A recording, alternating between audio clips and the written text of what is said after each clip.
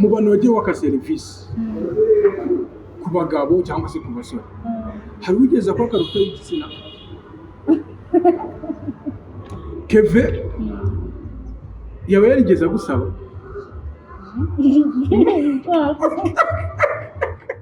Yes, reka twongere tubahe ikaze, nizere ko mumeze neza kandi Imana ikomeje kubana nawe.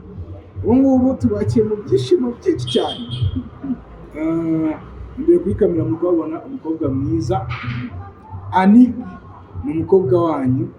Urabona gusubscribinga bose barabizi. Barabizi cyane. Nta kuntu baba batabizi. Bane bagendera mu kavuyo. Ariko mwese uko mwakozeho mwese mu nziza. Byanze bikunze bose bakoze subscribe kuri no channel yacu, inshuti zacu. None reka twinjire uri kuturirimbira akarimbo k'Imana. Bura nubwo washima abantu. Imana ngo niyo ya mbere. Okay. Hari indirimbo nihangishije muri no minsi. Wihangishije? Okay, ni indirimbo iri kunzamo cyane. Yitwa ni indirimbo ya Katolike. Yitwa Sinogenda Nashimye. Nikumva sha. Twagiye tuzamuka. Ijwi ryawe ari ryiza. Utirukana abantu hano. Umva muranyihangana. Reka mbabizi ukuri singira ijwi ryiza kubera yuko abantu barapera ikazi namwe murabizi. N'umuraperi wari wese niyo yatara umuraperi kazi nta jwi ryiza bafite. Ako se ubundi buriya reka mwibarize. Nta kuntu twaririmba akarimbo k'Imana ariko ka rap noneho. Nta rap ugeze kwandika y'Imana. Izo handitse zose ntabwo ari indirimbo z'Imana. Nuko ngo nta ndirimbo y'Imana wigeze wandika. Okay. Narazanditse ariko zitari hip hop. Twagiye Sinogenda Nashimye. Yeah. Sijana gutyo.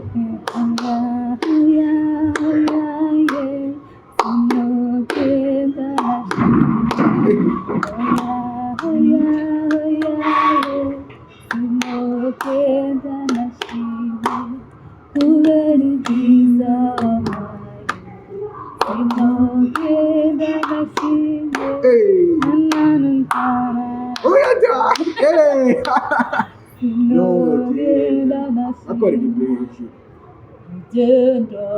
Nashimye. Yes. Anike. Meze neza. Meze neza. Ndakomeye ndashimira. Uri kwiyumva gute sasa? Muri no minsi rero ibyishimo byinshi mwese mubyumve ko mfite ibyishimo byinshi. Yaba mu buzima busanzwe meze neza, yaba ibyo dukora hano kuri platform yacu bihagaze neza, yaba n'inshuti zanjye by the way nazo zimeze neza, nawe umeze neza. Ntabwo meze neza kubera njyewe ntabwo intsinzi imwe yatuma mera neza kuko ari byinshi dushaka kugeraho, ariko ntabwo biba bivuze ngo twatsinze step ya mbere hakonye step nk'igihumbi zisigaye. Nakumvisha ubu ngubu rero ndagira ngo abantu wenda sinzi niba warigeze upostinga kuri YouTube. Hari post y'icyo twasinga ishingiye kuri YouTube muri community nayo pe gusa wenda nabishyize kuri stati zanjye kuri TikTok, ariko ndavuga ni wenda umunsi w'imwe kubera ko twaba dufitanye gahunda yo gukora kino kiganiro, ndavuga ni nuramuka uje byose ndahita mbikubira. Abantu tugiye kubabwira kuki wowe waje kuje kubabwira kuki hasi ngiye buriya ntashobora kubivugana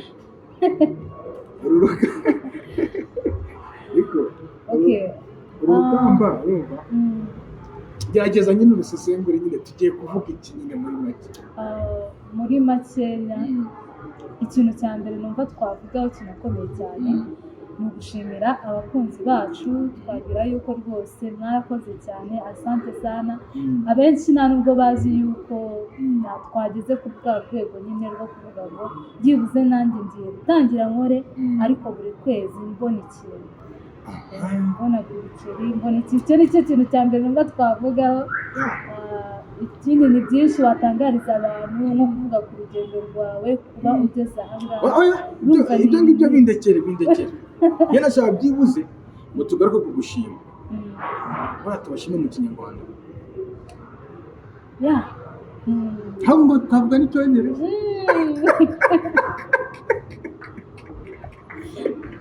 nk'abanyarwanda ego abantu ntibakajye baza ngo babashuke ngo mukoreshe indimi z'amahanga ngo muri gushima kandi ari mwebwe n'ubundi muri kwishima. Okay, hari n'abandi benshi badukurikira batari abanyarwanda ese kuri kunseka urumva ubu ngubu dukora ibintu biri moderne sibyo hageze ukavuga n'icyongereza. Okay, no problem. aho Yeah, no how do you problem. feel? I'm doing fine by now, so Fine on hmm? fine on Yeah, no okay doing fine and well and well and well and well. rero buriya twaje gushima ariko buriya hari ukuntu abantu baba batazi impamvu turimo gushima Ah, kandi yemamya ko buriya iyo umuntu mukuru afashe time akavuga ngo ngiye gushimira abantu abazi impamvu ya nyayo kandi ikomeye. yego rwa rugendo rutoroshye cyane. batangiye bavuga ngo ngiye creating YouTube channel bwa mbere ikintu washyize kuri YouTube ni igiki video ya mbere ushaka ko warayisibye ubona gushyiraho icyo ariko ngitangiza YouTube, ikintu cya mbere numva nahereyeho nahereye kuri video nafatishaga phone ndabyibuka, nkaba ndi nko mu rugo ngatangira gushaka kwakitinga nk'umuntu just uri gukina filime nk'abandi kuko icyo gihe nta bushobozi nari mfite bwo kuvuga ngo reka nishyure abantu baze dukine filimi dukore filimi ibe yaba ari filimi nyine ubona ko ifatika nk'uko byaje kuba byagenda nyuma. Ariko iyo video ndabyibuka namaze kuzisiba already ntazi ikiriho. icyo gihe yagize views zingahe? buriya zarengeje 8.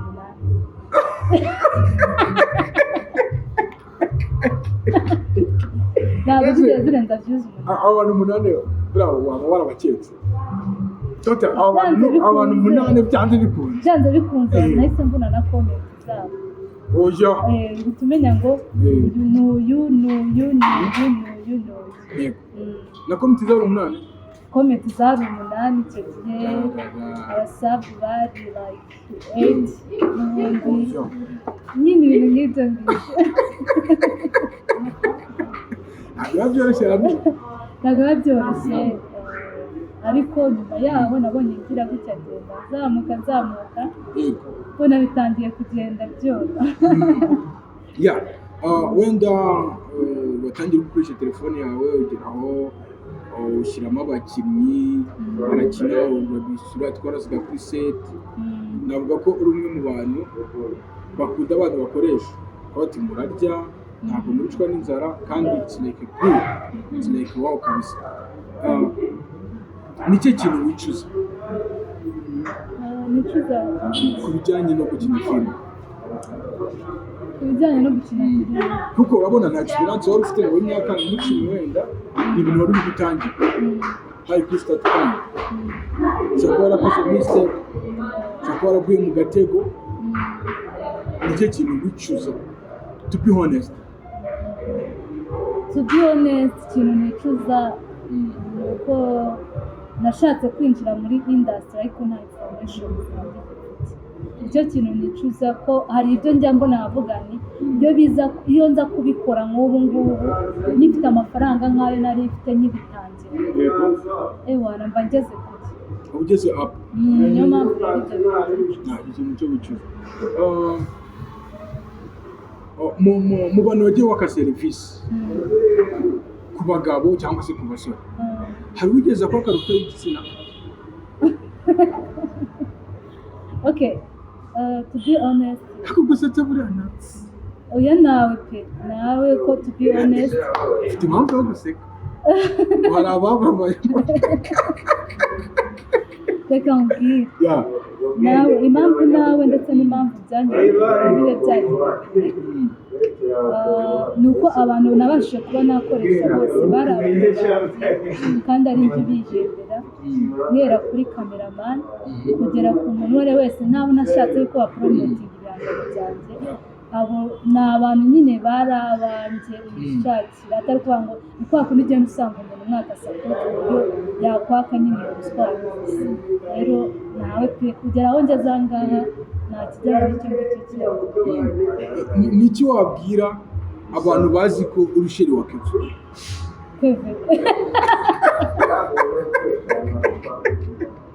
Kevin dukinana? Yego.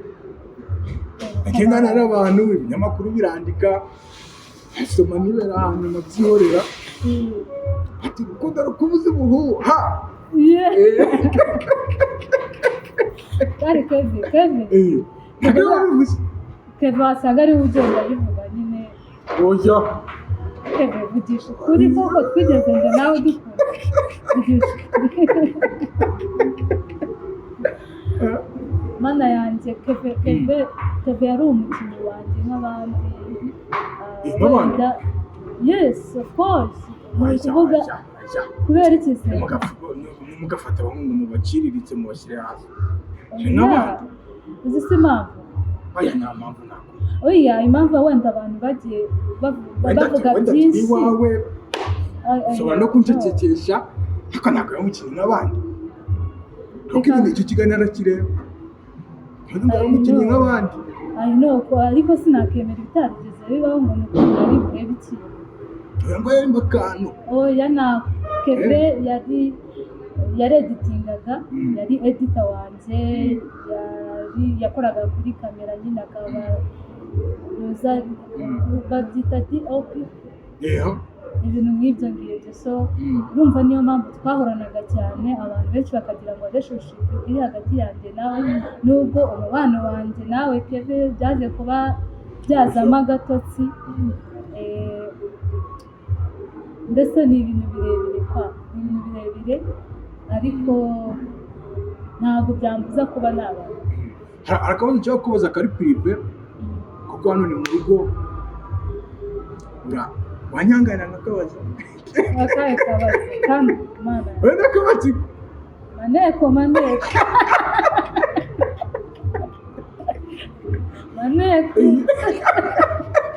ibintu byo kuneka abantu byo rwose nakabazi nta kibazo. Kevin yaba yarigeze agusaba?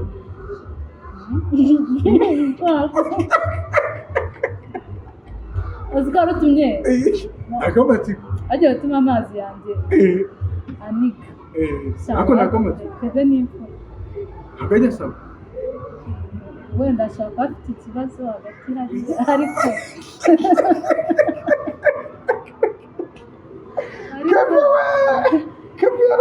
ntabwo mbizi ko twabanye igihe kinini kumva twahoranye igihe kinini twagendanye ahantu henshi nk'igihe twabaga turi ahantu turi twenyine ku buryo wenda iyo pointi byagerwaho ariko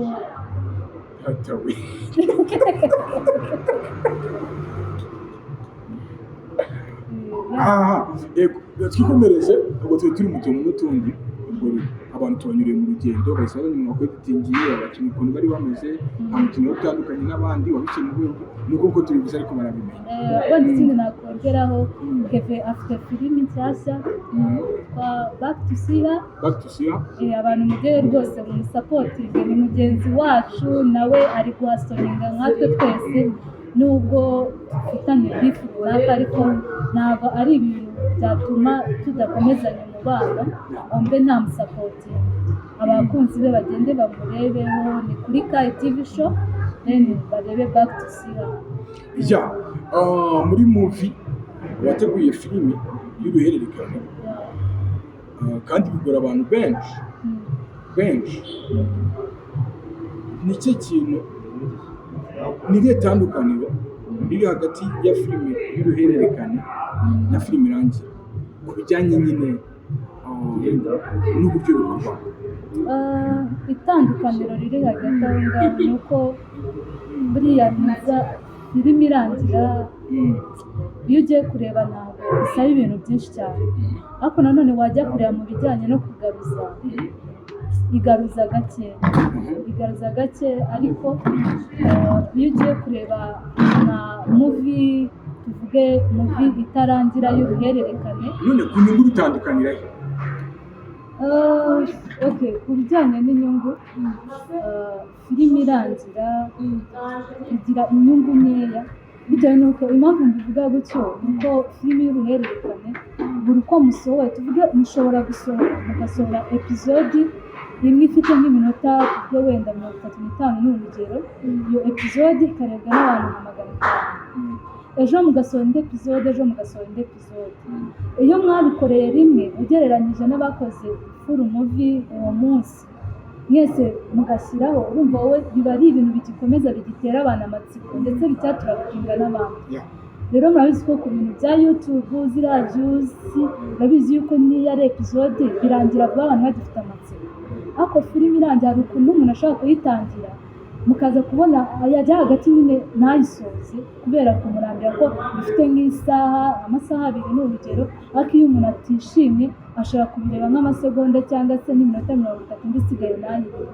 Aho kuri filime y'uruhererekane biragorana. Buriya filime z'uruhererekane iyo mubonye ngo video ifite 100,000, biriya 100,000 koko ujye uvuga yuko biriya 100,000 byose byari byo video bikayisoza, ariko kuri filime irangira ko birambirana akenshi ntabwo baba bayisoje. That's why. Noneho tunagaruke abantu kubashimira bagize ugiye gutangira kubona amafaranga, ugiye gutangira kwaninga ibintu biryoshye kabisa like chocolate. None se uri guteganya iki none? Icyo ndi guteganya abakunzi banjye cyangwa se amagingo aya ngaya, nabaye YouTube partner ku munsi w'ejo nibwo nakira email ya YouTube bambwira yuko nanjye nyine ngiye muri YouTube partner program, bishatse kuvuga yuko video zajya nshyira kuri YouTube zizajya ziba monetized cyangwa se zizajya zihera. So rero nahise mpanga ndavuga nti hari filime twakoraga kugezemo hagati ndayihagarika, ariko sinjye kubwira abanyarwanda ariko ngiye kuyikomeza, yo ntabwo nayikomeza, ariko mfite projet mu kwezi kwa gatandatu ndasohora filime zirangira, kubera yuko iz'uruhererekane zo ndacyashaka ubushobozi kugira ngo zagezeho abantu byiza ndetse mu bihe bigiye bitandukanye. Rero numva filime zirangira zo mfite project nyinshi bazajya bumva ndakubwiye ngo bizaba ari fire. Nubwo nsa nk'ubuzemo muri ino minsi, ariko n'ubundi mu byo duhugiyemo n'ibyo birimo, mu byo turi gutekereza n'ibyo ngibyo birimo, byose tuzabihereza abanyarwanda, byose tuzabyereka abanyarwanda, bazabona yuko tutari hano kuba twakina n'amarangamutima yabo. Ahubwo muri hano kuhagura. Yes, turi hano kuhagura. Noneho akandi birasa nkaho ari aga challenge kugira ngo tunasoze ikiganiro.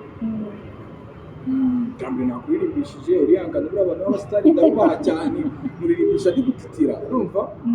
Wenda wasitubwira ngo sikuririmba nawe. Cyane. Twagiye noneho tugiye kumanuka. Puto uramwemera?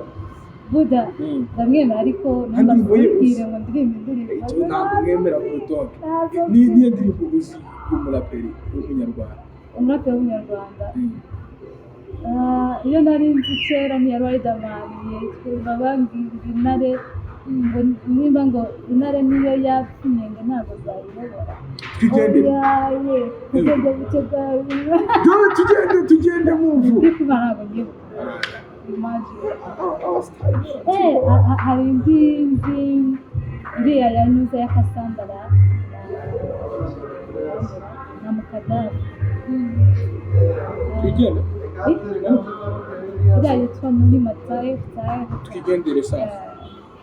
Ariko nyibuka neza baza kwihanga. Yego nari aho urategwa. Let's go. Manigamwe mukanerunak. Ijyanye ni papa. Fubititezweho ni cash. Ndamiye n'urubaye. Ciao. Ufite akantu gato cyane. Gato cyane. Ibyo birena bitega ari mu bwako hari ibintu zanjye nizo mbanikaho cyane. Ndakubwiye aho bene nawe wahitamo bana. Yaho wahitamo. Umva. Wenda niba tunakuwe wihangana. Okay. Tujye tunasoza kwa. najya mbwira abantu yuko ndi umwanditsi w'indirimbo ushaka kuba abantu bishimira just kuririmba ariko mu kuririmba kwabo batazi kwandika indirimbo abantu babwira ni abantu nk'abo ngabo ndabandikira nandika indirimbo yaba zo mu bwoko bwa hip hop R&B pop ibintu nk'ibyo byose ndabyandika reggae ibintu nk'ibyo byose indirimbo z'Imana indirimbo z'isi ibintu byose yego ariko nanjye ubwanjye mba numva zinjira muri industry ya music igihe naze kweli you are fried ni kweli uri kumva I'm fried anytime wenda afite indirimbo zimwe mba naragiye nandika zanjye yaba za hip hop tujye hip hop muri hip hop bimwe tu no problem njye kwarimbira yo nise cash HIP njana mu maraso niyo nzozi zanjye zanashuzi zanjye mbona ubushomeri muri maze amafrendi unziziro uduceri n'amacenke byose byanjye ndibundi igisonga cyaje mu bisonga icumi kigaterwa ibisongo inyanja twagamo ni nini tuzatujyane abazima mu bazima abazimura abazimure okay cash awamanye twabagiho n'abari kubu tuzabaho shake nereza shake abazimura bagerase nk'amashini gani cash awamanye twabagiho n'abari kubu tuzabaho shake nereza shake abazimura bagerase nk'amashini gani amafeza n'amazahabu ibyuma biguma byose bamaze kubitansire tuzirasa dusakuza nk'isandi tubayeho nk'amabandi umubisha yishimye kuganje ndi umurezi imbobo y'ububata itagishatse burya n'amatawa yanywa nanka twarakubiswe ukimuri zamba mana icyo twari kuzaba cyo imvugo niyo ngira